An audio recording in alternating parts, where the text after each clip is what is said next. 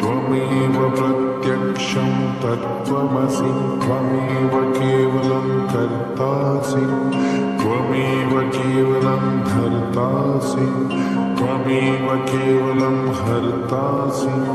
त्वमेव सर्वं खल्विदं ब्रह्मासि त्वं साक्षादात्मासि नित्यं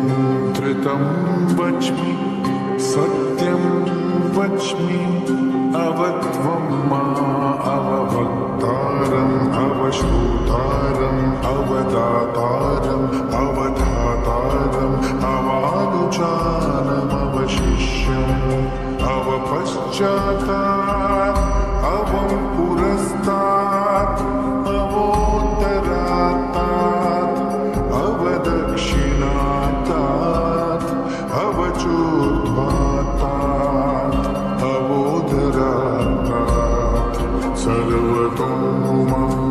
पाहि पाहि समन्तात् त्वं वाङ्मयस्त्वं चिन्मयः त्वमानन्दमयस्त्वं ब्रह्ममयः त्वं सच्चिदानन्दाद्वितीयोऽसि त्वं प्रत्यक्षं ब्रह्मासि त्वं ज्ञानमयो विज्ञानमयोऽसि सर्वं जगदिदं त्वत्तो जायते सर्वं जगदिदं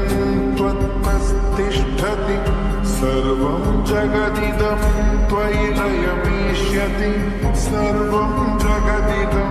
त्वयि प्रत्येति त्वं भूमिरापो नलो निलो नभः त्वं चत्वारि वाक्पदानि त्वं गुणत्रयातीतः त्वम् अवस्थात्रयातीतः त्वं देहत्रयातीतः त्वं कालत्रयातीतः त्वं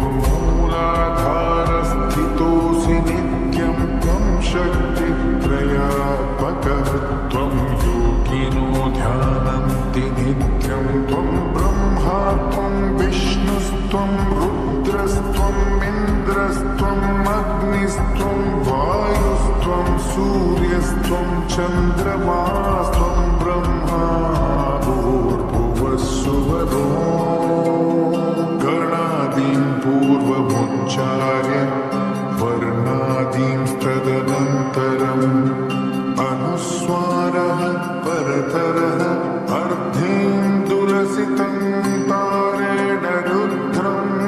एतत्त्वमनुस्वरूपम् गकारः पूर्वरूपम् अकारो मध्यमरूपम् अनुस्वारश्चान्तयरूपम् बिन्दुर्पुत्तररूपम् नादः सन्धानम् संहिता सन्धिः सैषा गणेशविद्या गणनायकर्षिः निश्चृतगायत्री छन्दः गणपतिदेवता ॐ गङ्गणपतये नमः एकदन्ताय विद्महे वक्रतुण्डाय धीमहि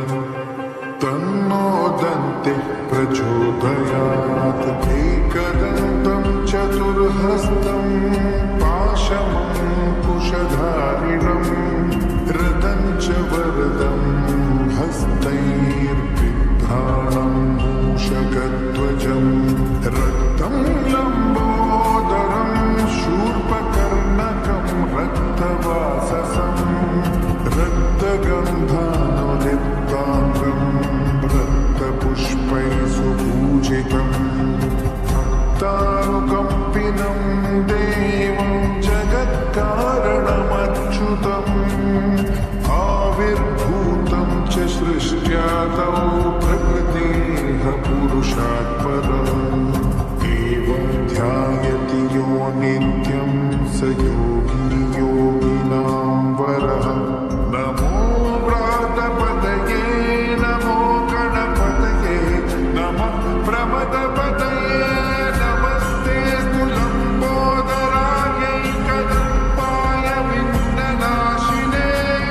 शिवसुताय वर्धमूर्धन्यकृताय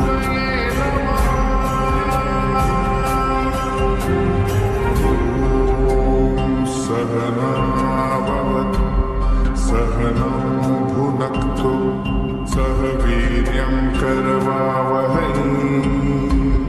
तेजस्विनावधीतमस्तु मा विद्विषावहै ॐ शान्ति शान्ति शान्तिः